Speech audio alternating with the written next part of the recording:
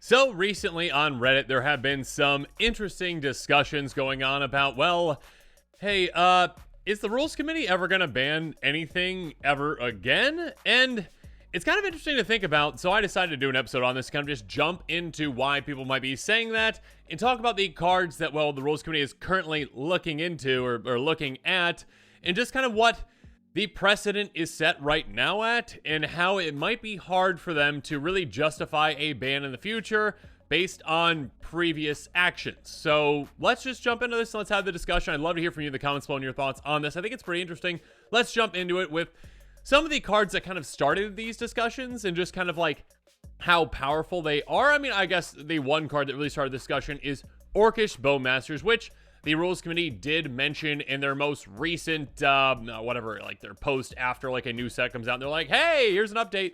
Is this banned? Anything's not banned? Are we fine? They're their quarterly updates, I think they call them, or whatnot. Basically, Orc Spell Masters, though, a 1/1 Orc Archer with Flash for 2 mana, 1 in a black. When it enters the battlefield, and whenever an opponent draws that card except the first one they draw on each of the draw steps, it deals 1 damage to any target, then amass Orcs 1. I already did an episode on this essentially and said, like, my opinion on if it's going to be banned or not. I don't think it's going to be. I'll talk about exactly why here in a little bit. But yeah, this can be very powerful. Obviously, I mean, the amass orcs, sure. I mean, yeah, you're getting some tokens, I was going to say, but it's just a token. You can make it into a larger token. Sure, if you do 20, amass, essentially. It's a 20/20, cool.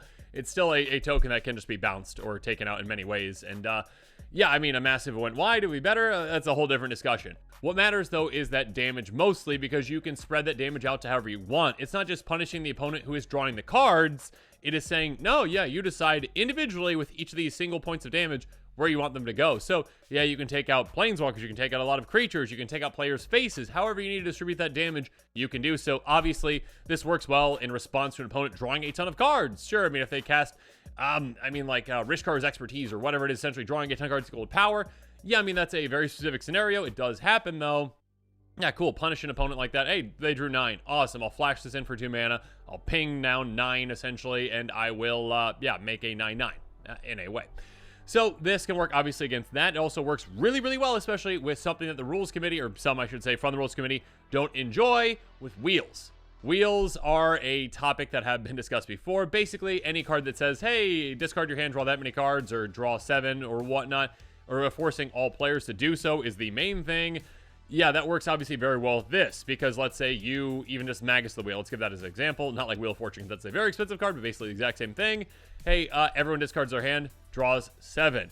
If you're flashing this in response to someone else doing that, or even if you're just doing that, that is what, 21 damage that you can do spread out wherever you want, and also amass 21, or amass 21 times. So you just have a giant orc army, which again, the main thing is the damage. Having a giant token is great too, but the main thing obviously is that damage. Spreading it out, basically being a kind of mini board wipe in a way to take out the exact creatures that you want, or yeah, just 21 damage to someone's face. That can be great too. So obviously this can be a very, very, very, very, very powerful card, very low to the ground card that, well, you can use and abuse with your own wheels, and you can use and abuse with your opponent's wheels, and obviously their draw effects as well. A great card. That being said, I do not think this one will be banned. The other one that they did brought up that they are kind of like looking at, essentially, or keeping their eye on, is Mechwood Bats. This one I think is more of, I'm not going to say it's a joke to look at it, but in comparison to some other things, it's not nearly as, it's not problematic, in my opinion. It's just not nearly as powerful as other things. Nowhere near Orc Spell Masters power even. 2/3 bat with flying for 4 mana. Whenever you create or sacrifice a token, your opponent loses 1 life. Yeah, I mean, that's good. It's, very good with treasures, which I think as many players out there are kind of getting tired of treasures, because treasures have been pushed for so long now. Yeah, I mean, this is a card that, again, is good. It's not overly powerful in any way from what I can tell. Sure, it's not bad. I mean, it works well in aristocrat-style decks, not even just with treasures, but obviously with creatures being, 2 creature tokens created in sacrifice quite easily, draining your opponents quite quickly. Sure, it is still on a little creature that you can take out, 4 mana creature versus like an Orc Spell Master is like 2 mana. The point is that when it comes to actually, will these cards ever be banned? Yeah, I mean, the kind of bar that's been set, though, really has been set with, well, Dockside Extortionist. This card has a lot of discussion over it over the years. I mean, this came out back in, C19, and it has been a huge card. I mean, I think I wrote down 18% of decks currently use it, and it is a $60 card. This card is so expensive, and it sees play in nearly 1 out of every 5 commander decks out there, according to EDH Rec. I know those numbers are skewed in some ways, but still, just in general, right? Just looking at that and saying, like, yes, one of the most popular cards out there for a reason, even though it's so expensive. 1/2 Goblin Pirate for 1 in a red. ETB should make extra tokens for extra number of artifacts and change opponent's control. Yeah, that is pretty absurd. It definitely didn't need both artifacts and enchantments. It didn't need any near that much value, essentially, that you're getting. Again, for just a 2-mana creature on an ETB, that is not a cast trigger requirement, and those treasures come into play untapped, so you can utilize them right away. This can combo in many ways. This can just be a game-ending card just for 2 mana by being like, oh, cool, I get 20 mana this turn. I'm going to win. Yeah, it can just be a very, very, very good card, and the Rules Committee has said they've been looking at it over the past couple of years, ultimately deciding not to ban it, though. And yeah, this card, again, does, in my opinion, set a very, very, very high bar that is going to make it really problematic for them to ever justify banning something else, essentially, because this one, I mean, if the new card, again, Orc Spell Masters is a good card, a very, very powerful card. Is it anywhere near as good as that Dockside Extortionist? Someone said Goblin Extortionist. Dockside Extortionist? Not in my opinion. No, it is not. It is, not nearly as problematic as this. Yeah, no. Does it function with, a mechanic that some players don't like with wheels? Yes. I mean, this also functions with treasures that some players don't like as well. But yeah, I don't think that because this card exists, because the Rules Committee has made their opinion on it, that, you know what, this is not worth banning, and they've been looking at it for years and years and years, the bar is set so high right now that it is going to have to take something absolutely absurd to actually get banned. Let me just really quick read what exactly the Rules Committee said on this one. They said, we publicly had our eye on Dockside Extortionist for a while now and have ultimately concluded that unless there's a sudden surge in more casual spaces, where it hasn't really thrived due to the lower density of cheap, fast mana, we don't anticipate taking action on it. It's a ridiculously powerful card, but scales with the rest of the table. And at the point it becomes broken, plenty of other broken stuff's already happening. Sure, I mean, I've definitely seen it come down pretty early and make an incredible impact that put that player way ahead. It depends on the group, really. Sure, I mean, that's just kind of general for all of the cards. I mean, like, Panoptic Mirror, in my opinion, should not be banned. I think that's the name of the card. Should not be banned at all, but sure, some play groups might not like that. Every kind of thing you're also, every kind of card you're just comparing to other ones, like, oh, should this being compared to this one? When it comes to actually making that decision on it and not pulling the trigger on it and not deciding that Dockside should be banned, though, they kind of set the precedent that, you know what, if this is okay, then other things are okay. So therefore, something to this level of power and this level of kind of obnoxiousness, yeah, I mean, if that's going to be tolerated in commander games, then other things like Orc Spell Masters is probably going to be as well, because that is just not on the same level as Dockside. Not many things are. I mean, it's been a long, long time now since we've actually seen a ban of commander. We'll talk about that here in a little bit. I mean, another card that was seeing some discussion from the Rules Committee a little while ago was also Thassa's Oracle. In my opinion, this was basically a specific ask probably from, CEDH players, competitive players, for this card being banned. CEDH already had a ban specifically for them with Flash that was not for casual, and basically the Rules Committee kind of said that was a one-off. They are not going to do that again, so I'm not surprised that Thassa's Oracle has not been banned. This one sees play in 9% of decks out there. A $10 card, basically like a Lab Maniac, but better. Win the game for not having a library. A huge impact on those kinds of formats that play more competitively, where, yeah, this combos with a singular card like Demonic Consultation. This is a 3-mana combo that just, take out your opponents, or not take your opponents, just win, essentially, that alternative win condition. Yeah, it's very powerful for decks that specifically build in those ways to just win as early as possible. A very easy way to do so, if you can protect it, obviously. That being said, yeah, this is more CDH specific. This does not really see a lot of casual play, and in the casual play that it does see, it's not nearly as problematic because, yeah, if you're like Ladman winning in casual, you are going to be doing so in later turns. You're not going to be doing it like on turn 2 or turn 3. Your deck just is going to be built to function in that way usually. So yeah, not nearly as problematic in casual, which the ban rule list is for, except for apparently Flash for whatever reason. Moving on. The other one that kind of got note lately is Ellis Norn Mother Machines for whatever reason. I don't think this one's anywhere near bannable. Sheldon specifically, I believe, was the one who did an article about how this card's problematic and how, I think he's like, we have our eyes on it or something. I don't want to misquote Sheldon on that, I guess. I think Sheldon was mentioning, though, if I remember correctly, potentially thinking about pre-banning it in some way or whatnot, or just that it's so not good for Commander that this one was printed. Or maybe I think it was actually like Wishing Wizards wouldn't have printed it. That might have been it.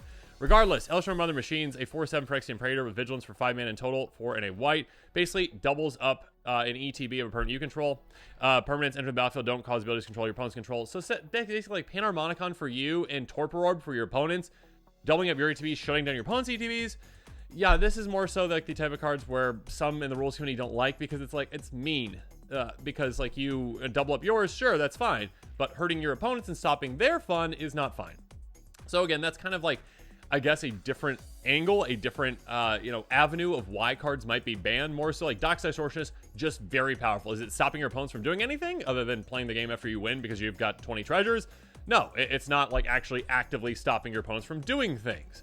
When it comes to like cards that actually have been banned recently, it's not recent. I mean, the most recent card like in the 99 of decks that was banned was Hull Breacher, and that was a long time ago, back in, I believe, July 2021. Correct me in the comments below if I'm wrong on that. But this was like the last actual 99 card that we saw banned. This is not a commander, obviously. 3/2 Merfolk Pirate with flash for 2 and a blue. But opponent would draw a card except the first and they draw into the draw steps. Instead, you create treasure token. Quite brutal, quite effective. Again, works well with wheels. So again, the new Orc Spell Masters doesn't stop your opponents from doing anything when something's wheeling. It just punishes your opponents when a wheel happens. This one punishes your opponents and also stops them too, and also benefits you. This one says, hey, those cards that you were going to draw, you don't get to draw them. I get a treasure token instead, so I just get a ton of mana. You are out cards, I am up mana. This obviously can chain wheel after wheel after wheel after wheel because, yeah, you can just do that. I mean, I guess you can't really chain wheels, but you can just wheel, and then if your opponents ever get to a point again where they have any cards, you're just like, oh, wheel again, cool. Yeah, your cards are gonna get more treasures.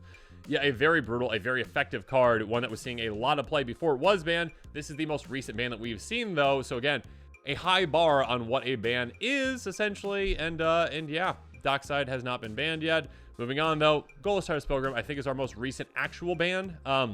September 2021, I believe, though, when this one was banned, actually. Goldstars, an old commander of mine, actually. 3/5, Scout for 5 mana, enters the battlefield, go get a basic, put in play tapped, pay 2 in Wooburg, exile the top 3, cast any of those for free, essentially.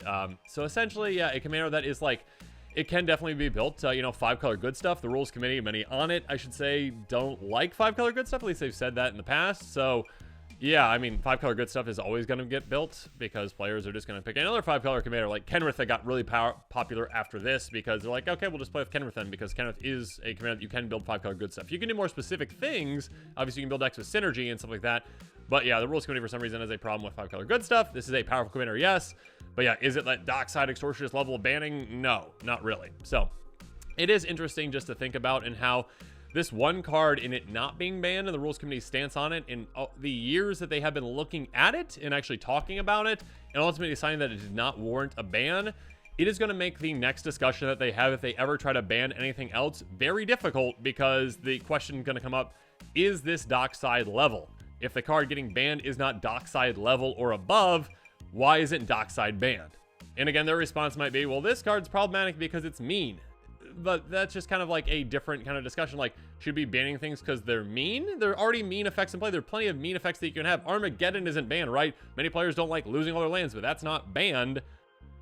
But Dockside's very, very powerful, very, very undercosted. An absurd card that can just win games for doing basically nothing. I mean, not basically nothing. You have to have some setup, right? But if you just wait around and your opponents have like 20 plus enchantments and artifacts and plan to play this, hey, congratulations. You've got 20 treasures that you can utilize right away and probably win from there. So yeah, it's a very interesting discussion that's been happening online recently. I'd love to hear where you stand on it. Yeah, let me know in your comments in the comments below. Give me your comments about this one and let me know what your thoughts on it are. Is it going to be difficult for the rules committee to ever ban anything again because of that Dockside, high bar that they've set essentially? Are they able to justify a ban in the future with something? Do you think Orcish Spell Masters or something like that should even be on the watch list for a ban? Yeah, let me know in the comments what your thoughts are on all this. And of course, as always, thanks again and have a good one.